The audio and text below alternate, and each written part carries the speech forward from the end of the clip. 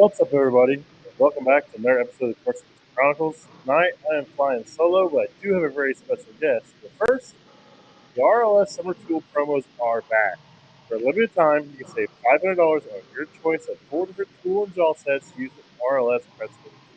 That includes a Klauke 19 kilonewton tool and 5 jaw set, plus 8 jaw sets that are compatible with a wide variety of press tools, including rigid, Milwaukee, and many others. For complete details, visit rapidpockets.com/save500. The RLS press fittings are reliable joints in about 10 seconds. No flame, no fire hazards, no brazing materials, no burn permits, no fire spotters, and no nitrogen immersion. Plus, you're getting the most proven HVACR fittings on the market. The only ones that have been in use since 2015 and have more than 20 million installed fittings in the field. Again, get all the details on the RLS Summer Tool promos at rapidpocketsystem.com/save500. So, very special guest tonight, Heath Strawbridge. Heath is from Claremont, Florida, and he's got a pretty cool story. He was a recent entrepreneur starting his business, but he's been in the industry for quite a bit of time. So, welcome to the show, Heath. Thank you. Thank you. So, you're down in Claremont, Florida. If everybody don't know where it's at, it's pretty close to Orlando area, just north of Orlando. Yeah, just right north of Orlando. Yes. So, you started off as actually working at Disney, correct? Yeah, I went through an apprenticeship at Disney, starting in 2014, and that was a 4-year apprenticeship. Finished it up in it was right at four, but I finished 2017 in 2017, and from there I was stuck on third shift for about 3 years, and I was journeyman for a year. Then I took over as foreman for 2 years at Disney. And 2020 came along during COVID, March, and I left for the weekend in March. It was like March, beginning of March, for a fishing trip. Just my birthday. We always go fit. Like, we have a place in North Florida. We go up there, go fishing and stuff. We were up there. Never went back to work. Never went back to Disney. They called, went furlough. Everybody was furloughed, and I was out. I was out of work until I didn't start working back until August. But yeah, it was a busy year for me though. I got married that year. I went on a month-long honeymoon with my wife. Traveled the country in a travel trailer, covered 15 states. So it was a busy year. But the second we got back from that honeymoon, I could not work. I, I Disney wasn't calling. They were still furloughed. They were park was open part time. They only had like a part people working. So a lot of people I knew they were waiting. I couldn't keep waiting. I got tired of not working. Started applying for different jobs here and there, and I got a job, actual Coastline Cooling at the time. I don't know if you heard of Coastline, and started working with them in August. My friends So with Miller, he's a pretty cool dude. So, yeah, Nathan. Yeah, Nathan's the son, and you got Brian's the dad, the kind of one that started the company. But they're good people, really good people. so you, how was it working at Disney, man? That had to be insane. I mean, I guess third shift would be a completely different animal because you're in there at night. Yeah, it was a good experience, but anybody in Florida knows Disney breeds laziness. That's just the God's honest truth. When you're a tech, you can get away with not doing anything at all, especially third shift, obviously. And if you're willing to, and you allow it to happen, you can get in like a rut. It's not good for you. So when I left Disney, it was the biggest blessing, for my career that I ever had. I can imagine. Is that place pretty creepy at night driving around? I mean, you just drive around inside the park, or what do you do? Yeah, yeah. So I worked at four locations. Started at a hotel, the Contemporary, initially. No, I started at Art and Animation and Pop Century was the first hotel I started at. It was funny as an apprentice. I did a lot of plumbing to start off. Very little, really no hot kitchen hot side. I did some refrigeration, some ice machines. Everything AC there was all chill water and actuators, and with heating coils. So it was super easy. All the AC was super easy. Um, they had big Vogue ice machines there. Manitowocks were in the hallways of the hotel rooms. And then from there, I went to Contemporary Resort for a year. Both first shift. You had to be the first shift for your apprenticeship. Um, well, hotels didn't have a third shift, but they had second shift. You couldn't be on second shift and make it to your class in the evening. So everybody's first shift on apprenticeship. There I got into a little more stuff there. Some ovens, some fryers here and there. But they also, as I kind of progressed in my career, I learned who to learn from and who not to learn from. When you don't know anything and people are telling you just to to charge something up according to a site class, you think that's the right way to go. And as your career goes, you learn more and more. I didn't learn about a micron gauge till my third year at Disney. Oh, wow. Yeah, people just you throw it on a vacuum and let it run for. I had people say, we'll come back tomorrow and take a look at it, and I thought that's the way it was supposed to be. My third year, which was at a park at Animal Kingdom, was when I learned about a micron gauge. So, it was schooling was more so technical. They didn't teach you about a lot of that different things. But it was, I don't know if you went through school as well, but how the school goes. It doesn't. You learn way more on the job, and that's how the same thing with the apprenticeship was. So you're saying schooling now. Who was the schooling through Disney, or was it through a trade school, or what was it? It was through a local 803 actually, Okay. and yeah, and so I was a union at the time, and it was Orange County Technical who it was through, but it was through the union. It was at the union hall, but they partnered with a technical college. It was 2 days a week in the afternoons from I want to say it was 5 to 8 was our classes. So that's how we did. So I did that for 4 years. That makes a lot of sense. So I was curious how that worked. I didn't know if Disney just did it themselves, or if they partnered with somebody, or what. Yeah, they partnered with the union. Disney is fully union. They're the only theme park down here that's union. Universal's not union, and I don't know SeaWorld and Universal together, but either one of them union. But Disney is union. Hmm. That's different to know. Yeah, that's cool. Yeah, for Florida at least, because Florida's a right to work state, so it's you don't get a lot of unions down here. Yeah, I can see that. That's cool. So, I mean, you said you did 3 years of Disney, and then you bounced, or No, I was at Disney until 2020, so I was there for about 6.5 years totally. so did you just work everywhere, or mainly at hotels, or just kind of? Now I worked my first 2 years in apprenticeship. So I got goats here and they're yapping in the background. First 2 years in the apprenticeship was at a hotel, and then from there I went to parks, and I went to Hollywood Studios was my third year apprenticeship, then to Animal Kingdom, and then back to Hollywood Studios for my last 3.5 years, and that's where I was foreman on third shift and things like that. So, you're always third shift, then, pretty much. My first year at Hollywood, so yeah, you rotated. So as an apprentice, I had half of it was third shift, half of it was first shift. So yeah, I rotated those 2 years, and then after I went back as a journeyman, I was third shift the entire time because they're all by seniority. So once you get stuck on the low totem pole of seniority, you're stuck where you're at. So what do you do? Do you have a truck you just drive around the park at night, or do you have a golf cart, or what do you do? Yeah, golf carts, and they didn't call them golf carts; they called them Pargos. So that's what I don't know why it was called a Pargo, but that's what everybody called it, was a Pargo. So they were golf carts with like a little truck, a little bed on the back, and you had your own golf cart. You kind of stocked it as you did your truck, and you had a locker, kept your tools in your locker, and things like that. So, I mean, it's all I knew until I left in 2020 and went, got my own truck and stuff. And when I did, like I said, when I did it, I realized what I was missing. People called it working on the outside. You worked at Disney, you worked on the inside. Working on the outside is what what we all do now, and it's a world of difference. It really is. Disney was fun. They had a lot. I mean, they had a lot of stuff. You saw a lot of stuff. You learned a lot of stuff. I mean, you got perks. You go into the parks. My wife sometimes wishes I still had those perks. I don't miss it at all because I hate going to Disney. But you learned to hate it. yeah, I never liked it when I worked there either. But it's just not for me. But yeah, I mean, it's just I technically I've improved, I'd say, tenfold since I left Disney. Because as a foreman, I wasn't supposed to work hands on. I gave the workout, and sometimes there was such little work.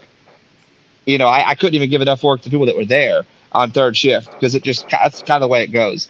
And but nights when there was overloaded, I would keep work orders for myself, and I'd give some out. People didn't want to work, so I'm like, here, take two work orders. I'll keep two or three work orders, and I'll actually go work because I want to work. Uh, that's a weird kind of environment. I think it'd be cool to probably for a little bit, but it'd probably get pretty boring after a while and irritating. Yeah, it definitely. I mean, if you want to retire and not do anything, Disney's the place to be. That's funny. Yeah, I mean, I've never worked in any amusement parks. I mean, I've done like the zoo here and there, but I've never Yeah, done amusement parks. I think it'd be a nightmare to work in because they probably want you in and out before they open and that kind of and stuff. safety too. Holy crap! I mean, you can't work on you can't look at something without putting safety glasses on. I mean, and I get that, but you're supposed to wear big gloves and safety glasses. And you tell me what you can get accomplished with big gloves on when you're trying to, hold a meter and put something to a small. I mean, it was almost to a point where we had to call contractors in because they had so many safety precautions on us that we really couldn't accomplish things we needed to accomplish. That's wild. Yeah, it really was. It really was. But that's, it started my career and I'm grateful for it. But like I said, I love what I do now. I really do. I love what I do now. Yeah, it sounds like you do. I mean, it sounds like it was a great learning experience. You probably got a lot of variety, a lot of different things, but it came time to leave, time to do more things, or time to do better things. It's, you made that choice. I mean, your choice is kind of made for you, but you kind of expedited it a little bit probably faster than you really need to. They probably would have called you back eventually, but it's like, how long can you sit around and wait for that call? Exactly. Yeah, exactly. I mean, they called me back. It was actually kind of nice. They called back. I want to say middle of beginning of November, so from August to November. But the nice thing about it was they gave me the option for a voluntary layoff. So I took the voluntary layoff. They paid my full salary from the beginning of November all the way to the end of December. So 2 months of that, 2 months of working for somewhere else. That was a nice 2 months, But after that, it kind of got back to normal. But so I taking that voluntary layoff. That was a benefit of that. Yeah, that's cool. You talked about you bounced around a little bit, a couple different companies. Um, so you just didn't feel at home, or you just wanted to do more? What led you No, on that? yeah. So I definitely felt at home at Coastline. I mean, they were just great people. They treated you right. At the end of the year, they have a big Christmas party. They put you up in a hotel, you and your wife in a hotel at Universal. I mean, they really, really do treat you right, make you feel like family. Um, I just left Disney. They I didn't have a lot of outside experience and things, so they didn't pay me a lot. It was the big thing, and then when I went from there, I took a big jump in pay, and I went to work for a company called Miner, which they're it's kind of funny. They're a garage door company, but they're under the Wrench Group. I'm not sure if you're familiar with them. It's a private equity group. So Miner is owned by the Wrench Group, which is a private equity, and they purchased a small business that had a contract with Orlando Health, which is hospitals here locally. So they took care of all the hospitals that the company took care of. So I had a friend that I worked at Disney with. He went and worked there, talked about how great it was, how much money he was making and stuff. I left Coastline, went there. I was making good money. It was pretty good at the time, but I did there is where I didn't feel like home. There was no, it was just the three of us. It was him and his brother, and then me, and they were kind of real close, and I was kind of the outsider. And they actually both ended up leaving, and I was there stuck, holding the well, and kind of like the kid with what do they call it? The guy with his thumb in the dam trying to hold the water. It kind of left me stranded on that. So at that point, once they left, I'm like, yeah, I'm not getting stuck, being the only person here. It was just they were the whole business that side of mine was solely focused. All they had was the Orlando Health contract, and they weren't guaranteed that Orlando Health contract. So at that point, I'm like, I'm not getting stuck not having a job. So once they left, I started looking again. Worked for a small company called American Energy, It was owned by a guy, good guy. I mean, when I first interviewed with him, it was him and his mother. It was kind of like me right now. He started his business. He had all these personal contracts that he got, and he started getting big enough to hire people. So he started hiring them. He had a lot of trouble with hiring. It was me and two or three other guys. So it was a small company, and I worked there for a full year. And it was just he got he got a office location. Two of the other techs ended up leaving. So at that point, it was me, him, and then another tech. And his mother ended up leaving. She was the office woman. So he took the other tech out in the field, put him in the office with him, and left me in the field by myself. And felt that there was no need for him or the other tech to go in the field ever. And I was the only person running calls. And it got to the point where it was like 7:30 on, I want to say it was like a two I don't know, it was like a Tuesday or Thursday, one of the whatever day it was. And I was at one location. He had a call come in for a broken cord on a small ice cream freezer. I mean, we know what that is. You replace the cord or you replace the head, one of the two. Easy fix. Like almost over an hour and a half away. I was going to be in that area the next morning. They had a walk-in freezer. They could have put that. It was a small stand-up. The reach-in ice cream. It could have. They could have put everything in the walk-in freezer. How it goes. I said, listen, I'll be there in the morning. I'll be in that area in the morning. It doesn't make sense to me to drive an hour and a half out of the way to go there. Wasn't having it. It just wasn't considerate. So I was like, yeah, this just isn't working. You're gonna leave me out here in the field by myself, and neither one of you can ever leave the office to run a call when you're both technical. So it was like that. Just didn't really care about employees. I don't know if you've ever worked anywhere like that, but that was definitely what the situation was there. That's rough, man. Yeah, and then from there, I went and worked for a company, a guy that had actually I interviewed with in the past, and I don't know why I didn't go with him originally. I had known him forever. He had always reached out to me and called me, and when I wasn't happy with American Energy, I reached back out to him, and he took me on right away. I worked with him for a year and a half. Um, yeah, just doing just what I'm doing now, just kitchens, refrigeration, just what I love to do. And I mean, they're great. I still to this day, I love them. And I don't know what it was. Like I said, it's like that entrepreneur. I don't know if you've ever had that, but that entrepreneur seizure they call it. I knew I wanted to do something different. Um, I didn't know if it was out of the field. I didn't know what exactly it was, but I just felt like I was missing something. I was making good money. I didn't need, it was the money. Obviously, it's always nice to make more money, but it wasn't the money I was seeking at that point. I just felt like I was missing something. So I left them and I went and worked for a property management company running their entire HVAC division. They had 16 commercial properties and they had no HVAC division. And I went there to run their HVAC division. And I got there, got everything kind of in order form, got everything on the computer, got everything. I mean, I worked for like 6 months and really got things in a good order for them. After that 6 months was up, after I got things kind of situated, it slowed down to a halt where I had nothing to do. And I don't know if you've been in that situation before where you have to find work, but when you have to find work, but there is no work, you got to make things up that you're doing. They're paying for you 40 hours a week, and that's the position I was in. And I kept telling them, I got nothing. There's no work. I need to. We were trying to go to the tenants and present ourselves as an entity of the property management company, but I wasn't allowed. I wasn't able to do that. There was so many different. There was the property manager. There was all these different avenues, and I couldn't just be the only one to go do it. So I had to reach out to them to set it all up, and they weren't doing their job to get it set up. So I was like, I had done all I could. So I'm like, another position where I would like after Disney, I had nothing to do. Nobody likes being bored and nothing. I mean, I like to work. I don't know if you're the same way, but I like to work.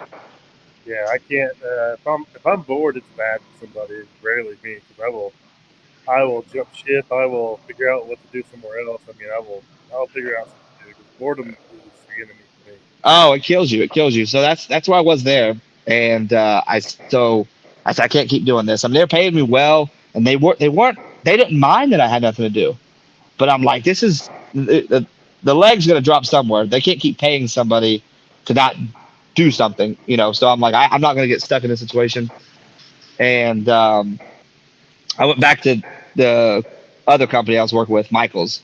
Like I said, great people, and I worked with them for another year, and then that's when I kind of got in the position I'm in now. I still knew I was missing something, and decided it was, just that entrepreneurial seizure, and owning my own company, and that's kind of where I'm at now. So nice, nice. I mean, you've had a little bit of ups and downs around, but you got there. Um, so, how long have you been in business? How long have you been full time? Let's start there. You. yeah, full time about a month. I've been the company. I opened the LLC in October 2022, and when I opened the company, I didn't know if I wanted to do residential or commercial, kitchens and things. I just wanted to own a business. I knew the industry. I knew what I was doing, but I didn't know which side of the industry I wanted to be on at the time. Um, do you listen to a lot of different podcasts? Yeah, I listened to a bunch. Do you know like Tommy Mello and Home Service? You listen to those type of people? Like, No, I've heard of them. I haven't yeah, listened. they're a lot. I mean, they're all home. So he owns a garage door company. You got Victor Rancour owned a um, residential AC company in California. Ishmael, they're all residential. They all focus on sales. I listen to their podcasts, all the time, and I thought I wanted to kind of focus myself on that, and I did residential for a little bit, and I learned it just wasn't for me. It's so focused on sales. It's so focused on convincing these people that what they have isn't enough. What's in their house, whether it's cooling, whether it's working perfectly, what they have isn't enough. And that's, you work in the kitchens. That's not how we're wired. We're there to fix the problem. And when we fix the problem, they're happy, we're happy. Yeah, And that's not how residential is structured. So I learned quickly that that wasn't how what I wanted to do, you know. yeah. I've never done residential. I don't know if I could do it.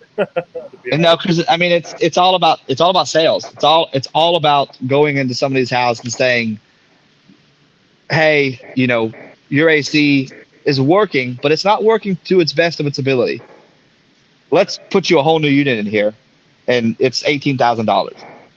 And that's what some of these companies charge. I mean, I would never charge that, but that's what they charge for these. I literally had my aunt and uncle. They put a new system in, and they paid 18 grand to install a new system. And I know that's not, we both know what that's not what it costs for the unit, and that's labor wise. I mean, that's almost, you know, they get a unit for about 4 grand, so $14,000 in labor on a 1 day job, and that's why these companies are just making money hand over fist. And I just couldn't be that guy. I couldn't be that guy. Yeah, you know, and even in our industry, there's guys that just sell parts, sell parts, sell parts, and you can't really fix anything. They Yeah, get parts at it. I've had managers in the past like, man, your labor numbers are great, but your parts sales, are towards the bottom. I'm like, my total's still better than everybody else. I said, I guarantee my customers are happier than his. yeah, exactly. I don't need to sell parts to fix everything under the sun. I mean, I can fix it. I can take care of it. I'm not bypassing anything. I am not, rigging anything up. Everything's fixed legitly, but not everything needs a part. But some of these guys, man, they just throw parts and stuff. And it's so frustrating. It's just like that. Presidential game. Yeah, and there's a happy medium there because I'm sure you know as well as I do, because honesty could be a death to you. Telling somebody, hey, this is what's wrong right now, but I have to fix this to learn what else is wrong. And people don't understand that. You have to fix one thing to get to another problem. Yep. And after you fix that one thing, if you find two or three more problems, they're like, what the hell's going on here? Yeah. Yeah. I've got one like that right now. I've been working on. I've got a alto stand combi. It's 480 volts. It's at a hospital. Yeah. anytime you have 480 volts, you have a short to the DC side, it's going to be expensive. I don't care Yeah, what you do. I took a short through the DC power supply, and it fried pretty much every board on the thing. Originally it wouldn't turn on. I'd change DC power supply, and I started having board issues. I started changing boards, and it just one thing leads to another. To this time, it sucks. But yeah, I mean, yeah. I get both sides of it, but there's no reason for what some of these guys do. These customers out there. No, no, no, not at all. Not at all. And that's that was the whole reason as to me deciding this is the side of the business I want to be on because I can't do that. I mean, I like kind of what I'm focusing my business on is relationships and honesty. That's kind of where I want to be at because I love the fact of like the people that I've had people that I've actually been doing work for prior to even opening an LLC. A lot of family friends that own restaurants and stuff around here that I've done their work for. So I build a relationship with them, and then you build relationships with the people in the kitchen. And it's really a big part of our job is to build relationships and build a trust in these people and a point to where when you walk in that door, they feel confident that when you leave, the issue is going to be resolved. Yep, yep, 100%, man. We Chase and Rich myself, we are all firm believers in just treating everybody with respect, doing the right thing. It doesn't matter what job they're doing in that kitchen. Treat them with respect, and have a conversation with them, and find out what's going on, what's bothering them with that piece of equipment. You never know where that person's going to be next. They may be a chef somewhere. They may Yeah, own a restaurant one day. They may own a chain of restaurants one day. And just have that conversation with your customers and everybody you're around, and you'd be surprised how well they'll go. yep, yep. No, it really is, and that's something I mean, I'd like. I don't know how Rich's business is and stuff, but I'd like, obviously, I think we all want to have a point to where we hire employees and things like that, and that's something I've talked to some of the clients that I already have, and I'm like, listen, whenever I do get to the point where like right now, I'm who you're going to talk to. I'm who you're going to see. I'm the person that you're going to see right now. But when I do get to the point where I have employees, I want to build a business to where that business it is built on relationships. So if you see this person, this is who we're going to try to have you see every time. Not we're not going to send a random text to you. 5 days a week, you're going to see four different people. That's not what I want. I want to build it to where you build that relationship with that tech, and that's who you call when you call. That's who you're going to get. Obviously, there's a chance that can't happen. There's overtime calls, days where people get caught up in certain areas, but that's what I kind of want to build and see. Because I want people to trust and know the person that's in their restaurant working. Yeah, that's a great point. I have my certain customers where they only want me in there, and there's only a few of them that I actually let do that. And, they'll wait a week or Yeah, like 7, 8 days for me to come in and service their equipment. They go, "We'll be all right." We like that. It's a cool feeling to know that they have that relationship with you. Um, yeah, if you want your technicians to have that same relationship with your customers too, where they want to be the guy that goes in there and takes care of them. You build those relationships with your customers, the employees there. It's really cool. I love going into a place where the same person's working there for 3 or 4 years. And I've been doing the working there for years, and just having those conversations with people, ask how they're doing, about the kids, about their vacations and stuff like that. It's pretty cool. it is. It really is. And like I said, that was a big portion of why this. I mean, I do like working on the equipment is the number one reason. I enjoy the work on the equipment of commercial kitchens 10 times more than I enjoy residential HVAC. Residential HVAC is easy. There's not a lot to it. I mean, I don't know how much residential you've done, but there's just not a lot to it. So, in the kitchens, you see a million different things, a million different days a week, and that's what I like so much about it. I mean, and two, as you know as well as I do, selling the fact of when you walk in that door that you can pretty much fix anything in that kitchen. People love that. I mean, you don't call nobody else. Call me, and that's your final call, and that's a big selling point for people too. That's cool. It's cool. So, do you work on everything in kitchens? Hot side, cold side, combi ovens? Do you do it all? Yeah, yeah, Sweet. So, yeah. what's your favorite type of equipment to work on? Probably ice machines. Honestly, I like ice machines. You guys are loving these ice machines, man. I don't work on them enough, so when I do work Yeah, on them, like it is what it is.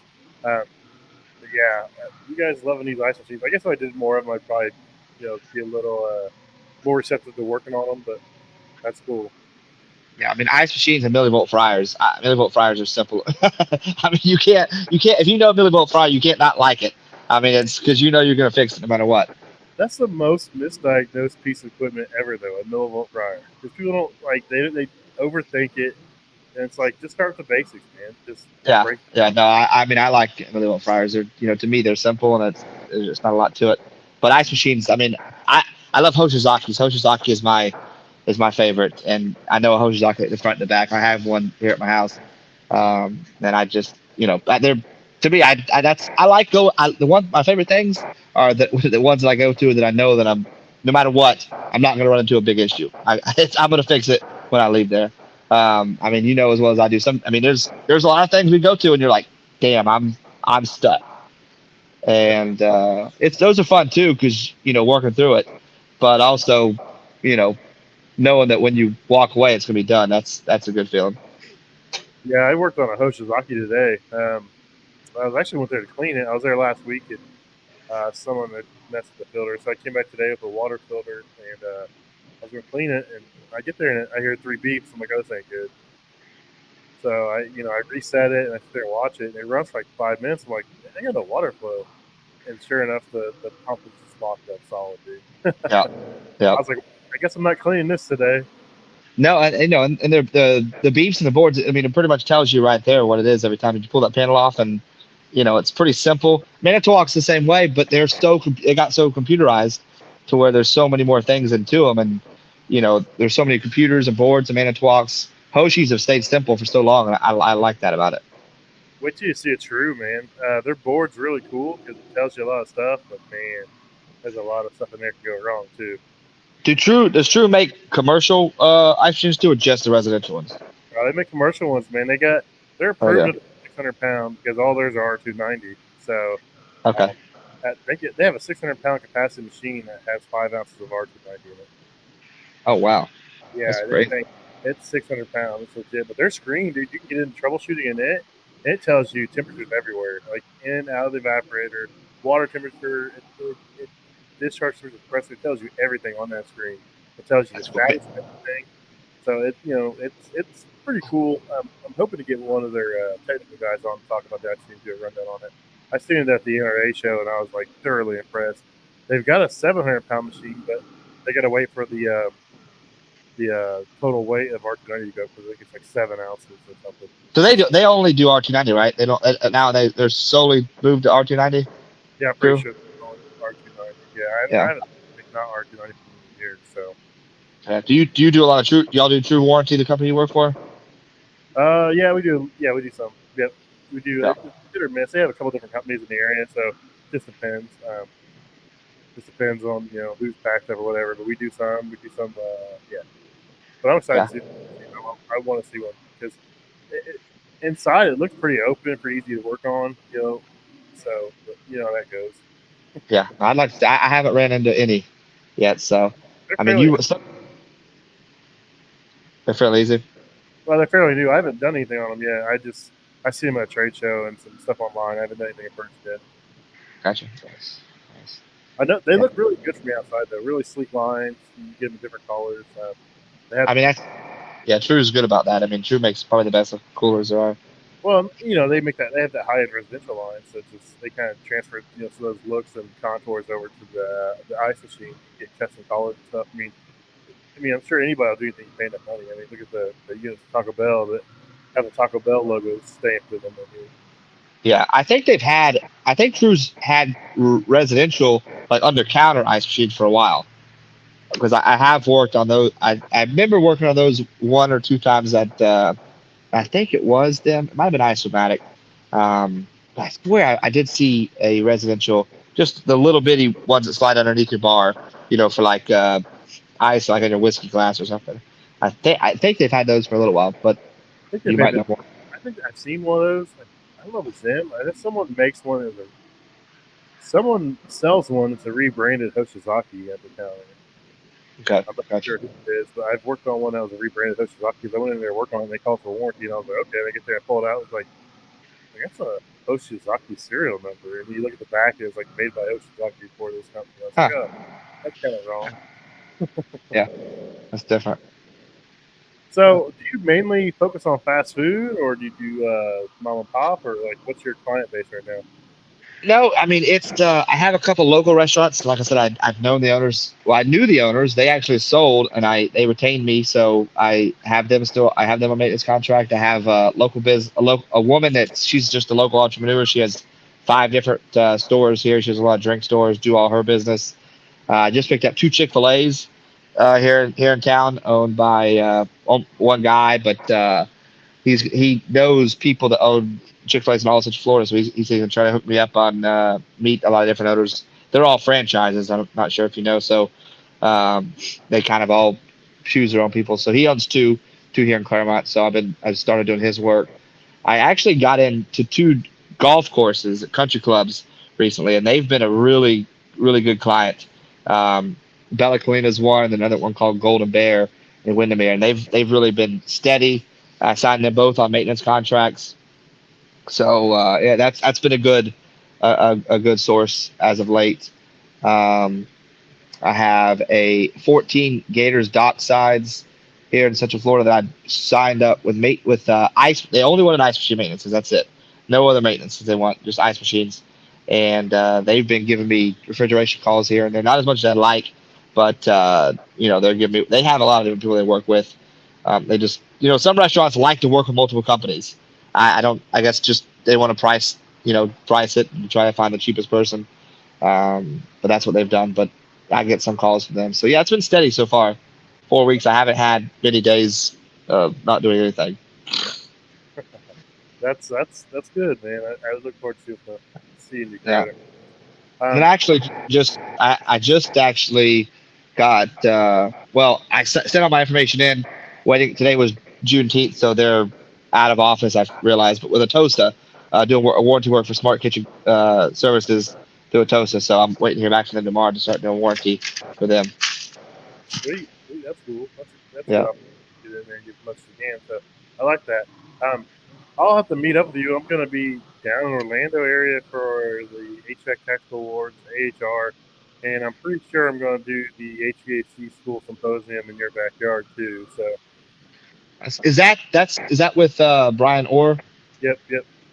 Okay. Yeah, I've never met him. He owns a company here locally called Kalos.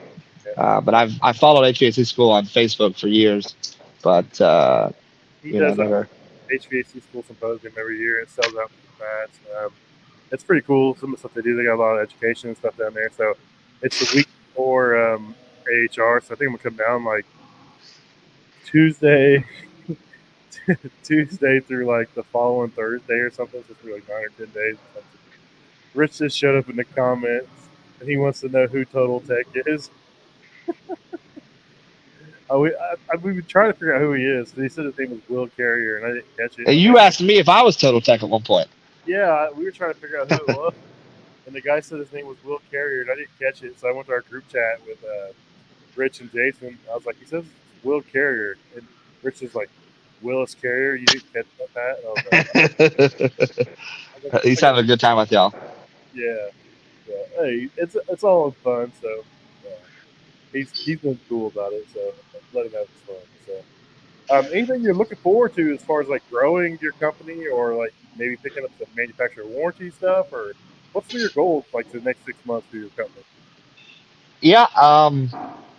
I mean, grow as fast as possible. Obviously, I don't want to outgrow myself to the point where I'm in a position where I can't take care of the people I have. So it's nobody knows until you're in that position of what how fast you can actually grow. Without until you need somebody, and there's no set point of saying, hey, I gotta hire somebody, or hey, I can't hire somebody yet. I don't know that answer. I don't think anybody knows that answer.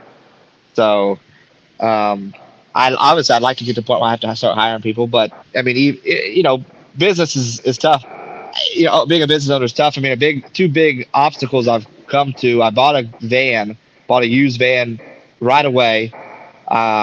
Tried to be smart and not take out a loan of stuff. I paid cash for a used van. Paid like $5,200 for a Chevy Express. Had 140,000 miles on it. Thought I was getting a great deal. Looked great. And within 3 weeks, I put I put $1,600 into it. New water pump, new radiator, new thermostat, hoses, all kinds of stuff. And then the transmission took a shit last week.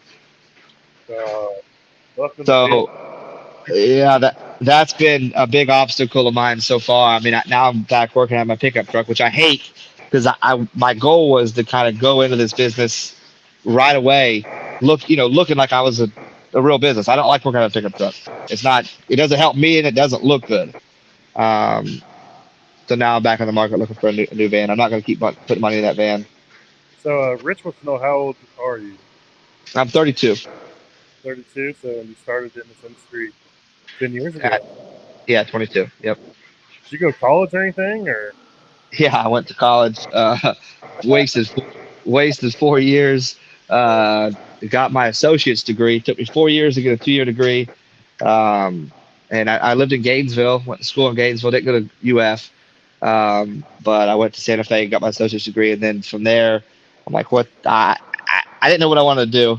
I didn't know. I didn't want to keep doing school, so that's when I got in with the Disney apprenticeship, and what I'm doing now. So how'd you hear about that? Just lived in the area? Or? yeah, I started looking up technical schools.